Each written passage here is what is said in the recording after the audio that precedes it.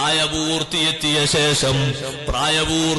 ശേഷം ആർക്കെങ്കിലും നിസ്കാരം ഖളായത് പെരടിയിലുണ്ടെങ്കിൽ നല്ലോണം സമയം ചെലവഴിച്ച് പെട്ടെന്ന് വീട്ടണേ. എന്ന് വിട പറയുമെന്ന് തീരുമാനിക്കാൻ പറ്റൂല. നിസ്കാരം പെരടിയിൽ വെച്ചിട്ട് നിങ്ങൾ വിട വാങ്ങിയാൽ മയ്യത്ത് നിസ്കാരം കൊണ്ട് അല്ലത് പുറത്തു തരൂല, തഹ്ലീൽ കൊണ്ട് അല്ല മാപ്പാക്കി തരൂല.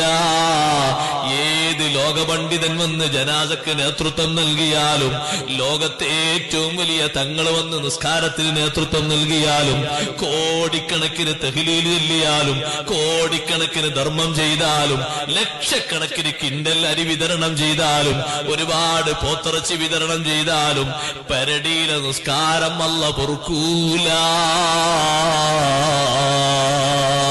നിസ്കാരം ഒന്ന് മാറ്റമുണ്ട്.